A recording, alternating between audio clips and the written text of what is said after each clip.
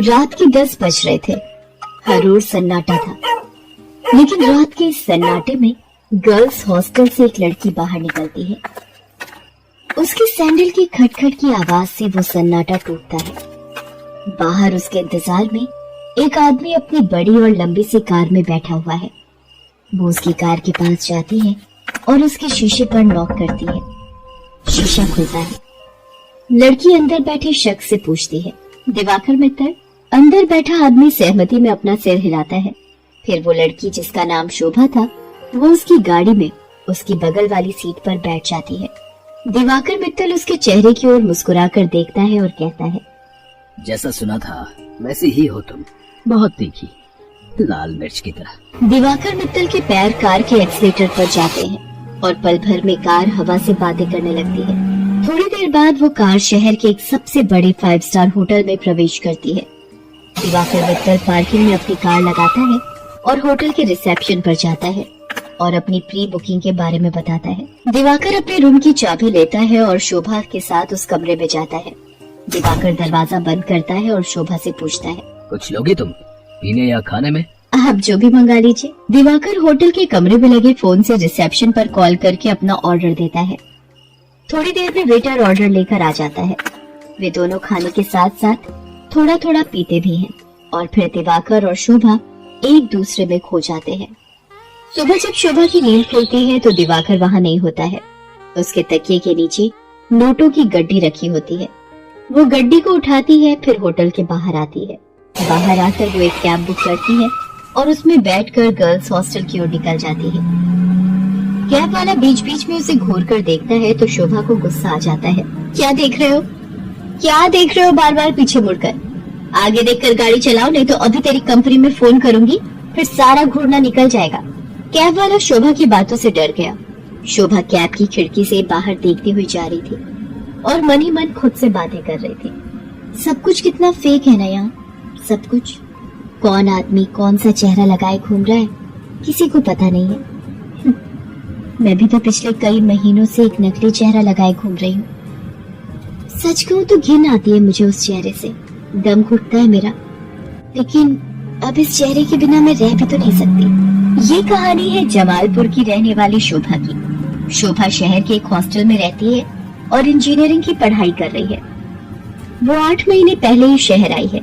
शोभा के पिता दीनदयाल उससे बहुत प्यार करते हैं। उसे अब भी याद है जब वो ट्रेन में बैठकर शहर आ रही थी तो।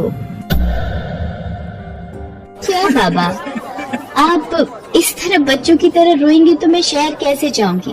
क्या कहूँ शोभा, 5 बरस की थी तू जब तेरी अम्मा तुझे गोद में डालकर हमेशा के लिए हम सबको छोड़कर चली गई। तब से तुझे ही देखकर जिया है। जानती हूँ बाबा। सोचा था कि एक बार ही तुझे विदा करूंगा जब तेरी शादी होगी, लेकिन शादी के पहले ही। ये कहकर दीनदयाल शोभा को गले लगाकर फिर से फूट फूट कर रोने लगा। ठीक है बाबा, मैं नहीं जाती हूँ शहर, यही रहती हूँ आपके पास। लेकिन आप ही तो हमेशा जिद करते हैं कि तुम्हें खूब पढ़ना है, बहुत बड़ा आदमी बनना है। अब आगे की पढ़ाई गाँव में तो नहीं हो सकती, तभी तो मैं शहर जा रही हूँ। ठीक है, मैं ट्रेन से उतर जाती हूँ। उसी समय ट्रेन की सीटी बजी। दीनदयाल जल्दी से ट्रेन से उतरा। ट्रेन ने कुछ ही देर में रफ्तार पकड़ ली। शोभा ट्रेन से आगे निकलती गई और दीनदयाल पीछे छूटता गया। शहर में शोभा गर्ल्स हॉस्टल में रहने लगी और अपनी पढ़ाई करने लगी। उसकी रूम पार्टनर थी रेखा। रेखा का बैकग्राउंड भी शोभा की तरह ही था। उसके पिता नहीं थे। उसकी माँ दूसरों के खेतों में काम करती थी।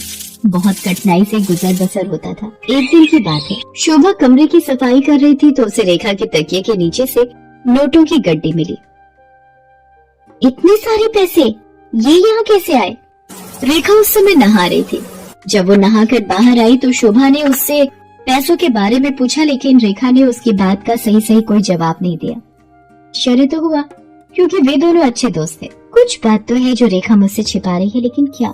शोभा ने एक बात और नोटिस किया कि हफ्ते में 3-4 दिन रेखा रात को कहीं चली जाती थी और सुबह वापस आती थी। उसने इस बारे में भी रेखा से पूछा तो तू भी बिना मतलब जासूसी करती रहती है, तू अपने काम से काम रखना। मैं कहाँ जाती हूँ, क्यों जाती हूँ, हर चीज का हिसाब देना जरूरी है क्या?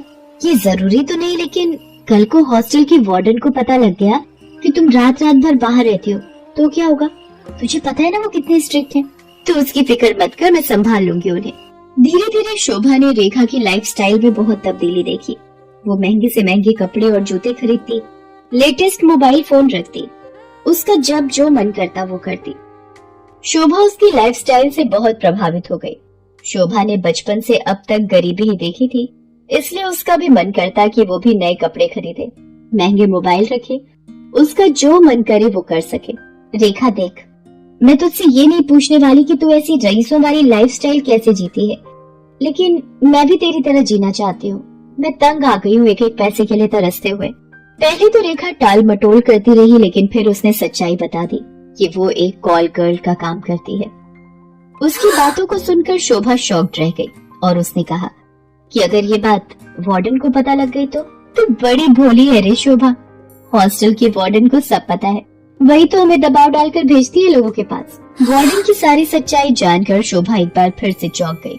रेखा ने उसे ये भी बताया कि हॉस्टल की कुछ और लड़कियां ये काम करती हैं। शोभा को ये सब सुनकर अजीब तो लगा, लेकिन बेहतर लाइफस्टाइल के चक्कर में वो अपने सम्मान का सौदा करने के लिए तैयार हो। मैं इस गंदे दलदल में फंस गई हूँ। हालांकि इस दलदल ने मुझे बहुत सारी वो चीजें दी जिसके लिए मैं तरसती थी, लेकिन मैंने अपनी मासूमियत खो दी है, मैंने अपनी शांति खो दी है, मैंने अपनी पवित्रता खो दी है। बाबा को कितनी उम्मीद थी मुझसे, और मैं क्या करने लगी मैं। शोभा की आंखें भीग गई थी। वो अब ये काम नहीं करना चाहती थी, लेकिन हॉस्टल की वार्डन उस पर बार बार दबाव डाल रही थी। देख शोभा, जल में रहकर मगर से बैर मत कर, और हाँ, ये सती सावित्री बनने का नाटक छोड़ और जो बोलती हूँ वो कर। शोभा ने वार्डन को फिर से इनकार कर दिया। गुस्से में वार्डन ने उससे कहा, देख शोभा, तेरा इनकार तेरे भविष्य के सारे रास्ते बंद कर देगा। मेरी एक शिकायत पर कॉलेज से भी तुझे निकाल दिया जाएगा, और तुझे मैं इतना बदनाम करवा दूंगी कि इस शहर तो क्या, तू कहीं भी किसी को मुंह दिखाने के लायक नहीं रहेगी। शोभा उस रात हॉस्टल से निकली तो जरूर, लेकिन उसने कुछ तय कर लिया था। वो हॉस्टल से निकलकर सीधा पुलिस स्टेशन पहुंची और इंस्पेक्टर नाज़नीन को हॉस्टल और वार्डन की सारी सच्चाई बता दी।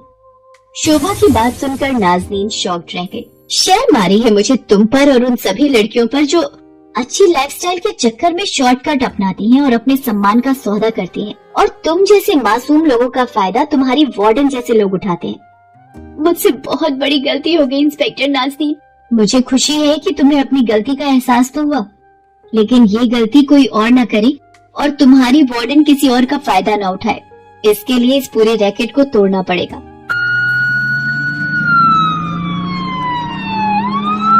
इंस्पेक्टर नाज़नीन ने वार्डन को गिरफ्तार कर लिया और उसे जेल भेज दिया। जिस वार्डन पर लड़कियों की सुरक्षा की जिम्मेदारी थी, वो उनका सौदा करने लगी थी। इस बात को सुनकर पूरा शहर सन रह गया। आज शोभा इंजीनियरिंग के लास्ट ईयर में है और वो बहुत ही मेहनत से अपनी पढ़ाई कर रही है। आखिर उसे अपने बाबा का सपना जो पूरा करना है,